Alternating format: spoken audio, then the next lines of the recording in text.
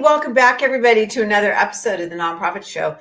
You know, sometimes I think that we need to start the program like 15 minutes early when we are in the green room, because my guest today, Craig Shelley, CEO of Schultz Williams, who is in Philadelphia, lives in New York, has vacationed at a very wonderful resort that I live right around the corner from in Arizona. So it's like, you never know how small this world is.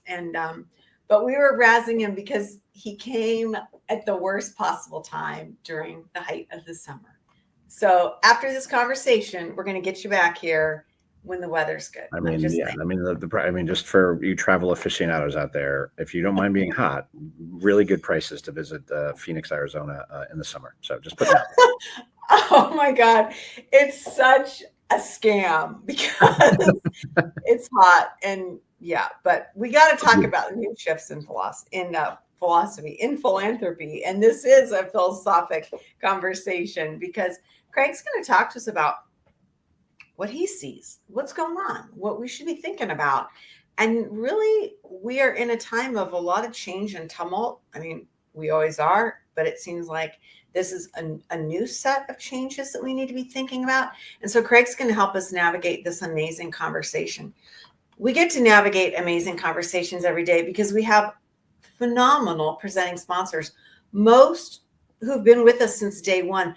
And I didn't really announce this on Friday, but on Friday was our 1,400th episode, which you would have thought I would have done a bigger celebration, but we were busy and I don't know what happened. But anyway, these presenting sponsors have made our daily show possible. They include Bloomerang, American Nonprofit Academy, Staffing Boutique, Holdings Nonprofit Banking, Interim Executives Academy, Your Part-Time Controller, Fundraisers Friday, and JMT Consulting. I'm Julia C. Patrick, CEO of the American Nonprofit Academy. And I just want to give a shout out to the Architecture of Fundraising. It's a new book that one of our co-hosts, Tony Bell of Mr. Nonprofit Consultancy, and I have collaborated on. It's great. It talks all about how to create a life in philanthropic fundraising and what you need to do and how you get people on board with you. And so you can pick it up at Amazon. More importantly, Craig Shelley, he's the CEO of Schultz Williams of SchultzWilliams.com. You can learn more about their group there on their website. Okay, so talk to us, Craig, about what you all do. Yeah, sure.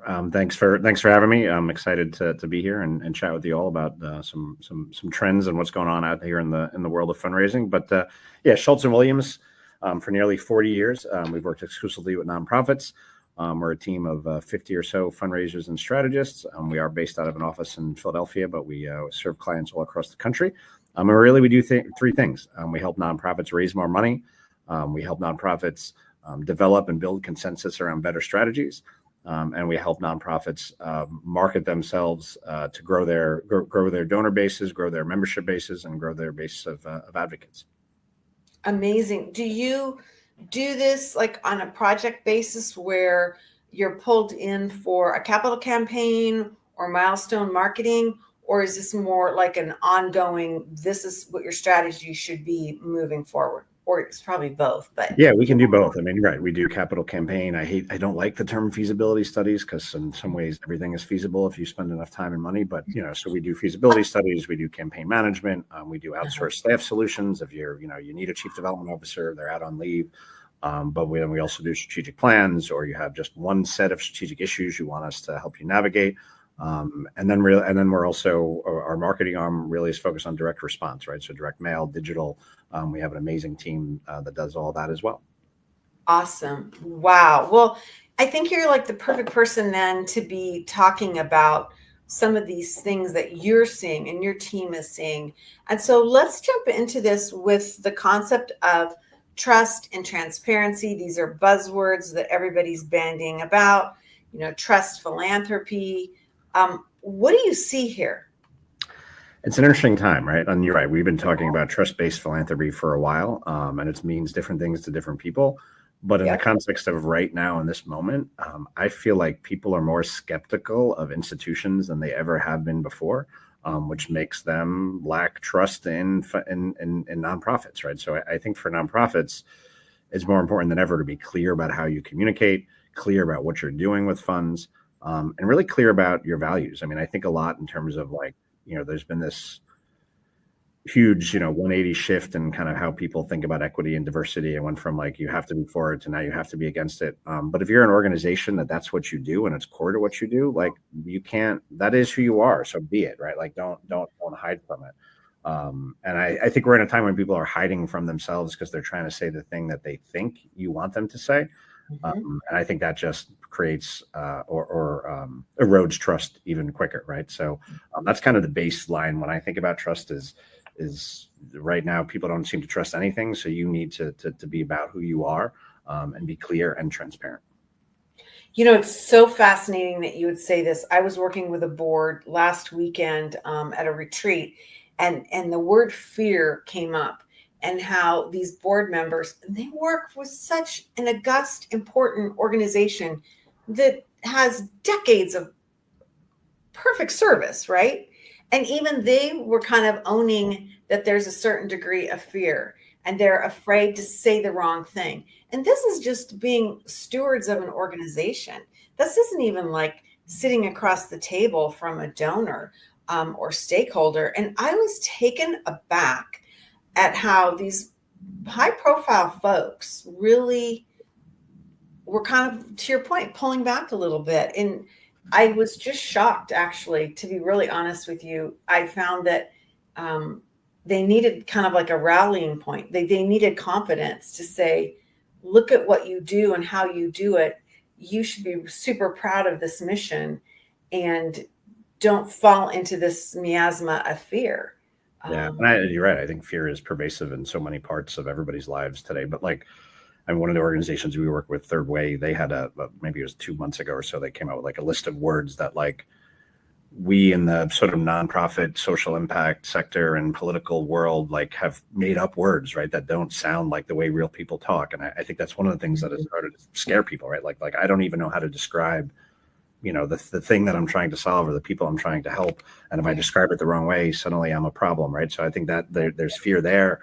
There's fear of, okay, what's going on with the economy? Like, I don't know. Like, I mean, we've been threatened by a recession for, I feel like the last 3 years it's been coming. What is that going to do to donors? What are they going to stop giving? They haven't, right? All the data says, they continue to give generously, but there's this fear that that's going to stop. And then there's just the fear of like the future, right? Like, I feel like we're in a time, I think of over my life, so much has changed from technology, but now there's this new fear around AI. Like my son makes fun of me. He says that my job's going to, get replaced by AI, which I tell him someone's going to be the client out for drinks. So I'm good. Like I'm always going to have a job. It's I just think there's a lot of fear in the world. And I think it comes into everything we do. And it's valid. I mean, I'm afraid. I mean, but I think you have to have confidence as a nonprofit leader. You have to have confidence in sort of your direction, your mission, your vision, your values. Yeah, I think it's a lot of leaders. I know just in private conversations out and about in my community, the number of leaders that are saying, I've shifted my focus from task management to almost cheerleader. Okay. Like I'm having to go out and really rah the team and the community more than maybe I ever have in the trajectory of a career. And I think that's really fascinating because it turns leadership into more of a charismatic aspect, which we've moved away from, right? We've become task management oriented as opposed to that charismatic, almost like in a sense of founders, like, which you associate, I think, a lot of these attributes to founders. And so it's kind of an interesting time. I'm curious about what you think about this leadership in this complex moment. Are leaders talking to you about this and asking for guidance, or what are you hearing about how they're combating this fear issue? Yeah, and those are my words. I mean, it is as complicated as it's ever been. And it's funny, I think, over the scope of my career, right? Like I remember when the first nonprofit I ever worked for, Boy Scouts in New York City, we had a great CEO. Everything was fantastic. And I think my perception of what he did as a CEO, well, let me describe it. And I'm sure I'm wrong, but my perception was he came in every day at 10:30. He Oh, met with his leadership team. He kind of yelled at them and told them what to do. He then left, went to the Italian restaurant around the corner, read the newspaper, drank a bottle of wine, had a great meal, came back around 2:30, met with that same group of people to find out if they did everything he wanted that day. And then at like 3:30, 4 o'clock, he went home, right? So like, I was like, this looks like a great job. I can't wait to be a CEO of a nonprofit. By the time I became a CEO of a nonprofit, I don't know, 15, 16, 17 years later, whatever it was, the job was totally different. Like now you had to be a lawyer, an HR expert, a fundraiser, a spokesperson. And I was CEO of a Boy Scout council. So even like I had to understand why the latrine didn't work, right? Like there was all these things that just like it has become, I think, the most complicated job in the world. And now you layer in this current environment of fear. And I think you're right. Leaders have to be more than ever leaders, right? Like I think there's a, to your point, there's been a swing to kind of managers over the year. And I think there's a hunger in the world for leaders. And it's like, I think, I've only been in this role a couple months as we made some changes here, but like where I'm asked how I spend my time, like culture, it's like culture, brand, growth, right? Like those are the three things that I'm worried about every day and try and like, if I'm not moving the needle on those, but culture's first, because right now, if you can't motivate your employees and get them sort of on the same page, whether you're a small food bank or, the American Red Cross, you're not going to win, right? Like you've got to be able to have your people motivated and you have to understand law and HR and fundraising and do all the things. Yeah. Well, it's interesting too, because in this type of leadership, we have a whole new wave of an ecosystem that is remote labor. And I mean, you work across this country. You have folks from all over the place. It's not as simple as gathering everyone in the conference room or for a pizza party or around the water cooler, right? Yeah, you have to be much more deliberate in how you interact with people, because you can't just walk out of, you can't, in my example of my now maligned first CEO of like meeting with his team at the beginning of the day and at the end of the day, right? Like that is not a thing. Like that's not going to happen naturally the way it did for him. You have to be very deliberate about how you interact with people. And I think leaders of nonprofits now, like with the complexity and all those issues, it's like you need to have stronger leadership teams, right? You need to have a team of people around you. But then most of us are under-resourced, right, as in nonprofits, right? So it's like, yeah, great, Craig, I'll go hire fantastic people. I don't have any money to pay me, right? So how am I going to pay them? And then, you need more outside expertise, right? So you've got this is like a shoe salesman telling you need shoes, but like you've got to, it's just complicated now. You can't assume that because you were a good fundraiser or a good program leader or a good chief operating officer, you're going to know how to be a good CEO. You've got to surround yourself with as many resources as you possibly can. Right. It's such an interesting aspect, I think, to giving voice to it. Like you said, just understanding how different it is and what leadership looks like and what's needed is an amazing conversation. Because I think if you're a leader and you're feeling fear, your team has got to be under so much more pressure, right? I mean, it's not just an internal battle. It's a battle that's going on throughout all of our organization. Yeah. And I mean, people key off of the CEO. It's funny. My favorite thing about my job is I get to work with a lot of CEOs, understand why they do what they do, how they do it, what they do well, what they don't do well. But it's interesting to me how many of them don't recognize that everybody keys off of them, right? Like you can't, it's a lousy job because you can't come in and be in a bad mood. You can't come in and tell people you're worried, right? Like you've got to find, go home and tell your spouse or tell your dog or, I tell my kids a lot of stuff. They have no idea what I'm talking about, but like you can't carry it into your organization. You've got to put on the face and be optimistic and drive forward. Yeah. I love that you said that because, over the last like 5 to 8 years, there's been this big push towards authentic leadership and all of that. And I have been in the camp of there's no way in hell I'm going to lead my team with my authentic self, because it would be a hair and fire moment every day. Right. Yeah. And I've never been able to reconcile that. How do you lead and express, the stress and the doubts that you live with versus trying to uplift and empower the folks around you? And it's an interesting thing because when I talk to people, I think more my age, we all we wrestle with that. We can't understand how that meets. And so it's kind of a fascinating time because we're talking about leaders, older leaders that have, a path and a certain process that they have, and then the younger leaders that have a whole different mindset, and we're trying to calibrate everybody. And so it's kind of an interesting time, in addition to just the demographics of leadership, in addition to what's going on socially. I want to ask you about technology and how you see technology being used, especially with such a distributed workforce and, managing people that are not in the same physical space, physical hub. What are you seeing, and what are your clients doing to kind of mitigate this new work environment? Yeah, I mean, it's interesting because I think it gives you the false it gives you the false sense of relationship. Like what we're doing here gives us the false sense of relationship, right? And so you could do this all day long with your clients, with your employees, with your constituents, with your donors. And I'm sorry, in your heart that it's not the same as if you and I were at Camelback hanging out, right? Like we'll get to know each other a little bit, but like it's a very different kind of relationship.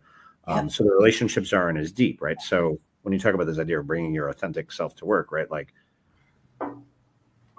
I think I'm a very fair leader. I can occasionally, be a bit of a jerk, right? Like, but when you have a deep relationship with someone, you kind of get past that, right? It's like, okay, like whatever, because yesterday Craig was great to me. So today we did something wrong and we got off on the wrong foot, whatever. But when the relationship is only this deep, that's, you can't do that, right? You have to sort of make sure everything is, stays at a certain level. And that's good and bad, right? Like I'm sure it's, maybe not everybody needs to, have their relationships be as deep with their coworkers, but you miss something. I mean, some of my best friends were people I worked with in our first office, and we spent a lot of time together. If we did a remote thing, we never would have been friends like that. So I think you have to use it, but you can't, sort of like forget about it. Or you can't forget that being in person actually matters, particularly if you're a fundraiser. And it's hard because donors will be like, you don't have to come see me. Let's just meet on Zoom, or let's just meet on Teams or whatever. You've got to push past that because you're never going to have the relationship you want. So I think that's, it enables communication, but it sort of diminishes relationships. And I think you'd say that same thing about social media, like all of that, like in our lives.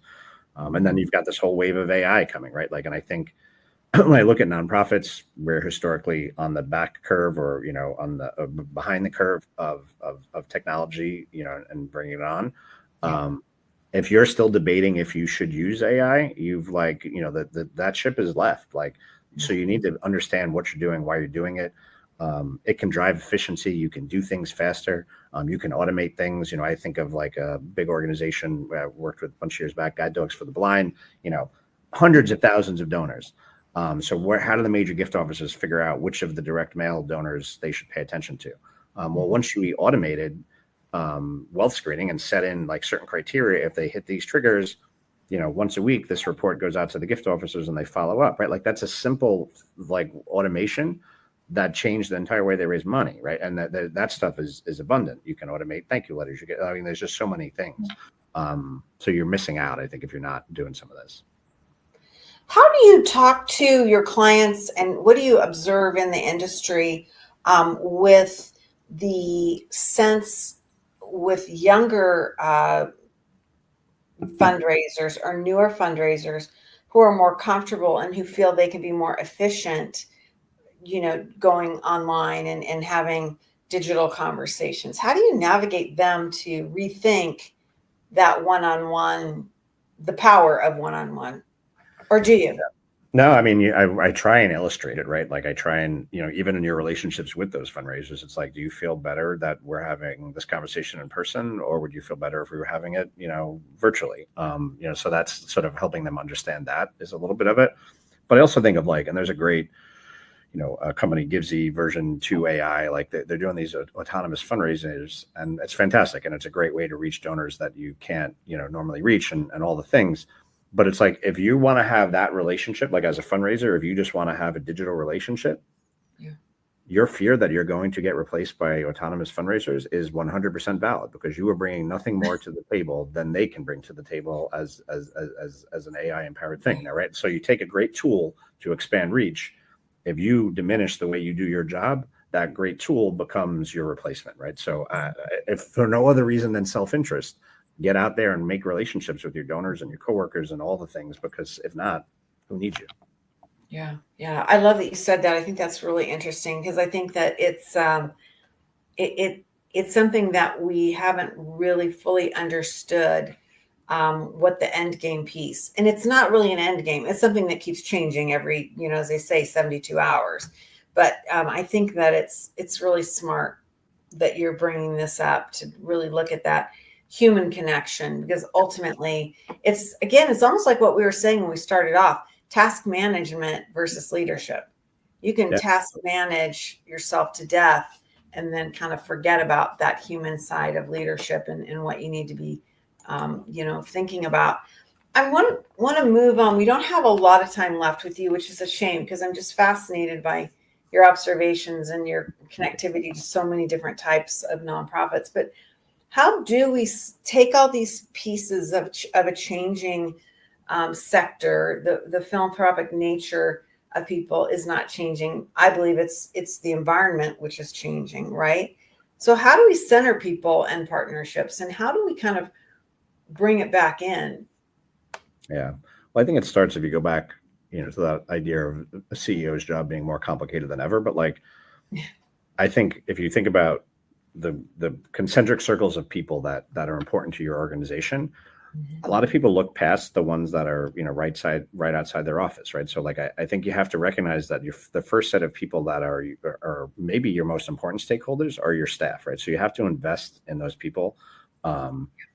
You have to think about things that make how do you make their jobs easier, right? How do you remove obstacles to their being successful? Nobody's at your organization because they want to fail. So how do you empower them to be successful? How do you care about them, right?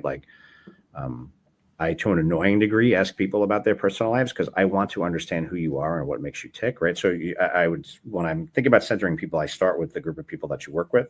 Then I go out to your board, right? So how do you think about your board? How do you interact with them? Are they too many organizations I go into? They view the board as a nuisance, right? Hey, board members out there, hate to tell you this, most people think, they don't speak positively of their boards. And that's a two-way street. It's what have you built a relationship with them? Have you helped them understand what the organization is trying to do? Have you helped them understand your obstacles and the things that give you friction? And then you move out to your donors, right? And then your constituents, the people you serve, and you kind of keep going out. But at every level, building a relationship, understanding where they're coming from and why they're there, I think are critical. And then just taking a general interest in them, right? The thing I have found that is, to any degree I've been successful in my career, I've just been curious. I actually don't even like people that much, I don't think, but I'm curious once I start talking to people to understand what makes them tick and why they do the things they do and why they said this. And then you understand why they're a donor or a board member or work for you or, use your services. So it just starts with, there's some kind of level of curiosity about people that I think is imperative. So let's drill down into this a little bit, because if you're an organization that you've never really had this approach, you've never even thought of this, or maybe you're a leader and you sense that something's wrong or that you can do better. How long does this start? I love your idea of these rings and then working out and expanding out. What would that look like to make that change? And I know that's a hard question to answer because it's different for everybody, but how do you see folks navigating this? Yeah, well, I think the most important thing is sort of recognizing that people are important, right? So there's a lot of people that don't like to deal with people, and that's fine. But if you want to lead an organization or lead a team or even be an effective member of a team, you're going to have to figure out how to interact with people. So I think step one is just acknowledging it. Step two, this idea of authentic leadership, but there are limits to it. But I think you have to authentically be interested in the people around you. If you're not, maybe try and find a new role where you do find that to be true, right? It's, maybe you're not in the right job, but you should find people that you're interested in. And I think for all the talk in the world about, work-life balance, which I'm not going to knock. I mean, I think you can sort of integrate your life and it should all be one sort of thing and you should be happy. But off that soapbox, I would just say, like, for all the talk of work-life balance, you will spend more time with the people you work with than almost anybody else, right? So why not try to engage that and sort of understand those people? So I would just say it's recognizing that people are important, recognizing you're going to spend a lot of time with these people, authentically engaging with them like people, right? Like, to your point, and my kids make fun of me. They say I have a work voice when they hear me like on Zoom or something, as opposed to the way I talk to them. But like, it's not that different. The things I'm talking about with my wife or my kids or my friends, I try and have as much as I can the same relationship with the people that fill those circles in my life. Mm-hmm. Yeah. It's really an interesting thing to be having this conversation because I think in the nonprofit sector, we are so stressed out by the work that we're trying to do, the mission that we have, the people lined up at our, office door, whatever, that it's sometimes it seems like a luxury to come back in and focus in on ourselves, right? And so, which is a shame because it's at the core of a good investment. You made that comment. You got to invest in your people first, and training and support, figuring out what's working, figuring out what's not working. It's looking internally. I don't know. It's just such a hard thing, it seems, for our sector to do. Yeah. Well, that's like right. So what's the airplane thing, right? You got to put your mask on first or whatever it is, right? Like you have to, like, if you're a miserable jerk, everyone around you is going to be a miserable jerk, right? So you get what you put into the world. Yeah, absolutely. Absolutely. Well, this has been a fascinating conversation, and it's kind of a soulful conversation and something to kind of take a deep breath, step back, figure out how we can de-escalate this fear, how we can maybe empower ourselves and our teams to look at things with a different lens. And because I do think that when you suffer this fear, it just freezes you up. It's really hard to be creative and empowered to do new things, try new things. And that's just never going to work. It's a retreat approach or strategy, and that's just not going to work. So really, really interesting conversation with Craig Shelley we've had today. He's the CEO of Schultz Williams, and you can learn more about Schultz Williams at schultzwilliams.com. They are really an interesting aspect. They have an interesting aspect of who they work with. And do you work in Canada or is it strictly the U.S.? We have worked strictly in the U.S. We could work in Canada. There's a couple of hurdles we'd have to jump through, but we certainly would be open to it. Yeah. Okay. Interesting. Well, it's been a great conversation, and I really, really appreciate this opportunity to explore something a little differently. I mean, I think there are a lot of us, Craig, that we sense this, but we haven't been able to give voice to it, right? Yeah. And so today you've really helped us narrow this down and give voice to it. So I say thank you so much, and we'll have to get you back on. No, thank you so much for reaching out and for having me on, and I enjoy the conversation, and let's talk more. Thank you. Absolutely. Hey, we want to talk more every day, and we get to because we have amazing partners.